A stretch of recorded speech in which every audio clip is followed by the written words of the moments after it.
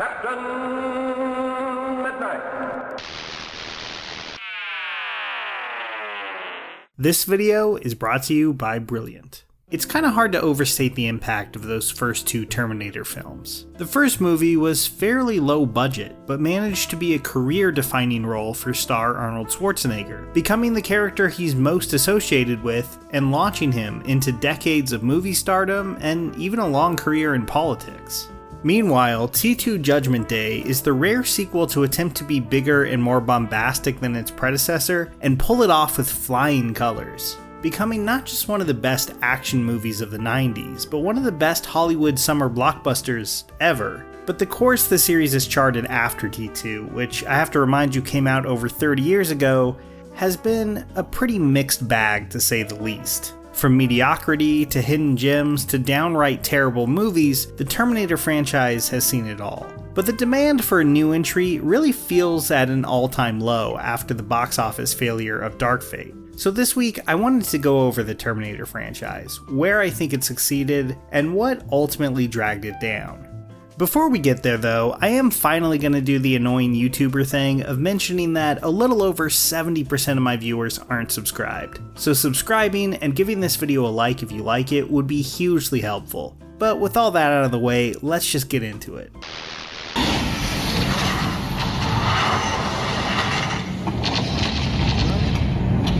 Whoa, where are we? The future. So in late 1982, James Cameron was ready for the next step. He had spent the past few years working for director/B-movie production genius Roger Corman. First as the art director on 1981's low-budget Galaxy of Terror, where he constantly impressed with his ingenuity and willingness to go the extra mile to get as much done as possible, even acting as an uncredited second-unit director. That project scored him the director's chair in Corman's Piranha 2: The Spawning, another low-budget film he did the best he could with, on a very tight shooting schedule and with a script that's, I'll be honest, pretty bad. By the time he wrapped production on that though, he was more than ready to move on. Much like Martin Scorsese going from directing Corman's Boxcar Bertha to Mean Streets a decade earlier, Cameron wanted to strike out on his own with something he had far more control over. He saw how effective and successful John Carpenter's Halloween had been with a very simple setup about a strange, unstoppable killer, and decided he wanted to do something similar, in a way that leaned into his skill with low-budget visual effects. So after a dream about a metal skeleton emerging from the flames, and a lot of inspiration from Soldier, an old episode of The Outer Limits, the Terminator was born. When asked what my favorite Terminator movie is, I feel like the honest answer for me is basically which one of the first two I watched last. T2 is the slicker, more refined movie, I don't think there's any question about that, but there's so much to be said for the first film. I really love the stripped-down synth soundtrack from Brad Fiedel. The way it manages to totally engulf the film with this creepy, haunting atmosphere remains really effective. Those effects in the climax are still incredible too, with the stop motion giving the Terminator a really memorable and inhuman style of movement that I think actually benefits the film a lot. The Terminator is a movie that's really etched into my brain in a way that few others are, even if I definitely preferred T2 as a kid. See, my first exposure to Terminator was T2 3D Battle Across Time at Universal Studios when I was 10. I loved that show and begged my parents to let me watch the movies, and what I actually found in the Terminator was shocking to me. Gone was the lovable T-800 from the show, cracking jokes about his robo-college roommates. Instead, I found out he was the villain, a merciless machine looking up women named Sarah Connor in the phone book and leaving them dead on their front porch. I didn't really get into horror movies until a few years later, so this was kind of the most horrifying thing I'd ever seen on screen. I remember being blown away by it, while also wondering how this horrible robot was going to turn out to be a good guy in the next one. And looking back at T2 now, it was kind of incredible that that switch worked. I feel like this is almost taken for granted now, just how crazy it was that Cameron and Schwarzenegger were able to pull this off. Taking a beloved villain and having him be not just a hero, but a hero who does some comedy is something that could be a disaster on paper. Linda Hamilton also really steps up her game here with a powerhouse performance that I don't think you'd really see coming just from the first movie alone. Edward Furlong is often cited as the weak link, and I agree he's kind of whiny and annoying, but honestly, that's exactly what John Connor's character arc calls for here, so I really don't get holding that against him. But I think it's Robert Patrick's T-1000 who truly steals the show. He's so good, so creepy, and so memorable that I think in some ways the franchise has never been truly able to let go of him. For better or worse, it feels like so many actors playing Terminators in future films often feel like they're playing a cover song version of Patrick, where T2 felt like it expanded on the themes and characters of the first film with style and ease. Almost everything after has felt a little uneasy in its shadow. It feels like the high watermark the series has been chasing ever since. I'll say this though, going back to T3's Rise of the Machines, I was surprised to remember how much I enjoyed this one. It's a clear step down from the first two, and I don't envy director Jonathan Mostow having to step into James Cameron's shoes, but I think he mostly pulls it off. Now, Arnold's Terminator may lean into comedy a bit too much here, but the movie itself is surprisingly bleak for a summer blockbuster. Its final 20 minutes are tense and bold in a way that most of the future films in the series aren't. I gotta be honest though, I've never been a big fan of Nick Stahl's John Connor, who feels mostly pretty boring and flat. And Kristanna Loken's Terminator fails to measure up to the T-1000, but overall, you could do a lot worse than T3. After a 6-year hibernation on the big screen, the franchise returned in 2009 with Terminator Salvation. In my last video on the Terminator movies, a lot of people in the comments were not happy with my dismissal of this one. And on one hand, I do get it. Unlike the Terminator films after it, Salvation at least tries to shake things up. You won't find any boring retreads of the past movies here, as the film tries to take us into the bleak future that we only glimpsed at in the others. I get why people, especially those who probably saw it in middle school or something, have really fond feelings towards it. Like, I remember being incredibly excited for this one, but leaving mostly disappointed. Salvation is not a disaster, it's fairly watchable, but I don't think it ever rises above that. Charlie's Angel director Mick G ditches the aesthetic of Cameron's future and instead gives us a very desert brown and gray looking movie that reminds me of a Killzone cutscene. Sam Worthington is mostly fine here, but what his character goes through, like having to question his entire existence, I just don't think he's up to that as an actor. I like Bale as John Connor okay, but I've always wanted to see the version of this movie where they get to switch roles, and Bale is given the far more active and interesting character in this story. And really, the less said about the CG Arnold, the better.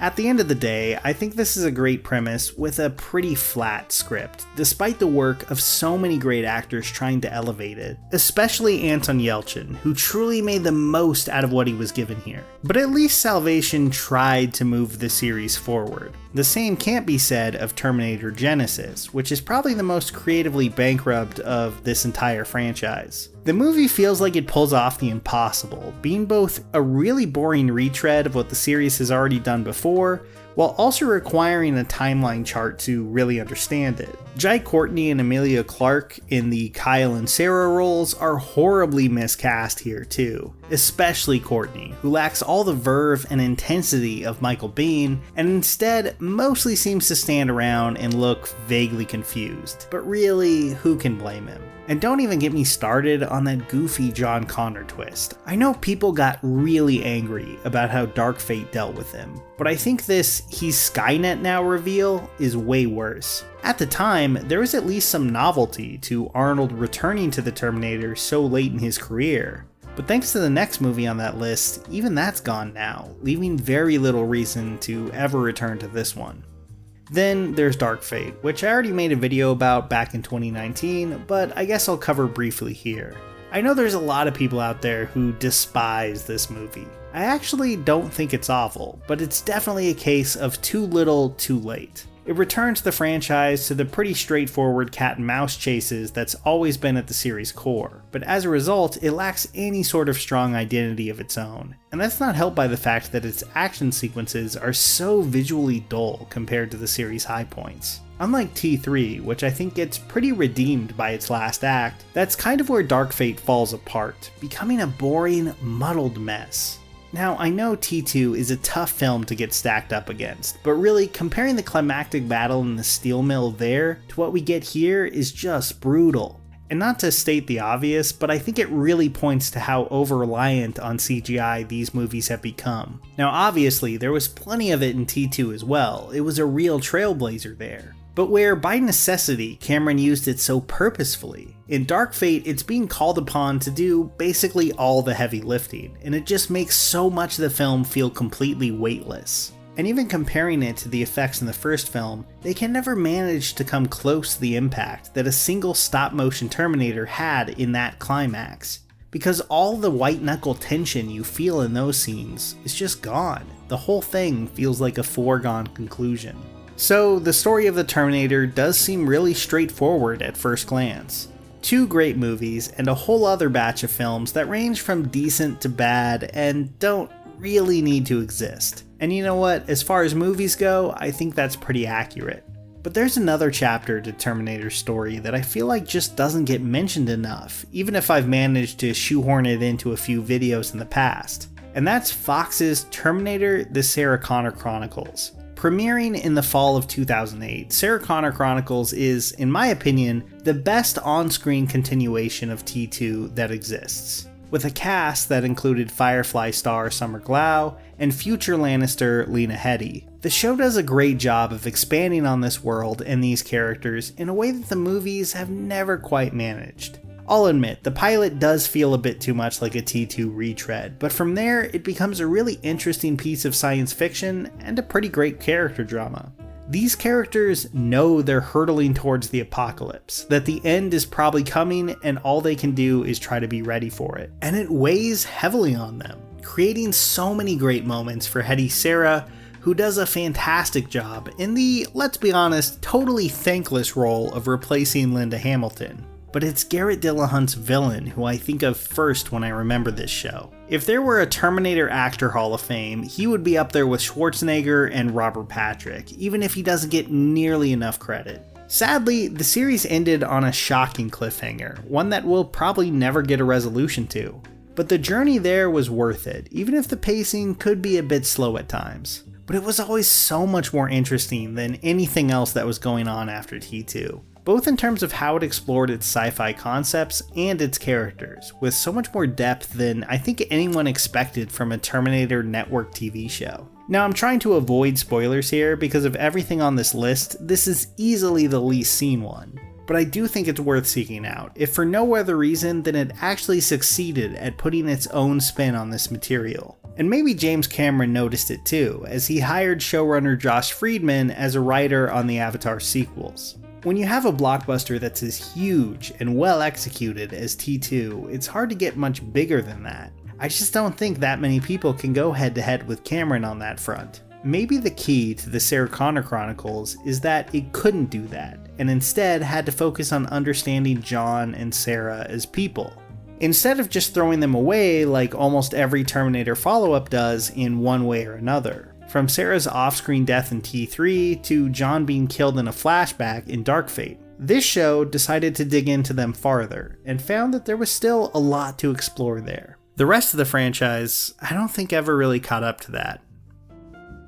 Okay, I've talked a lot about how much I loved Terminator as a kid, so I guess now I'll go the other way and mention how much I hated math. Honestly, it was a deep, burning hatred, because the subject just felt so complex and overwhelming. These days though, math doesn't seem so scary anymore, and I think I have Brilliant's everyday math to thank for that. When I'm working through these equations with no pressure and on my own schedule, I found out that STEM topics can actually be both fun and really satisfying. That's where Brilliant shines, helping you tackle math, science, and computer science concepts in a highly interactive way.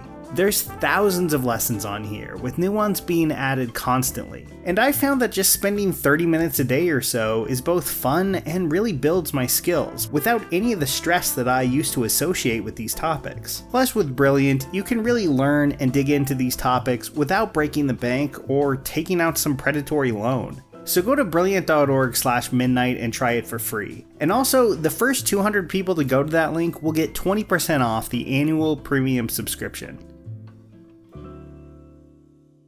Here's here's a special tip for the fellas and girls who have not already joined Captain Midnight's new 1940 Flight Patrol.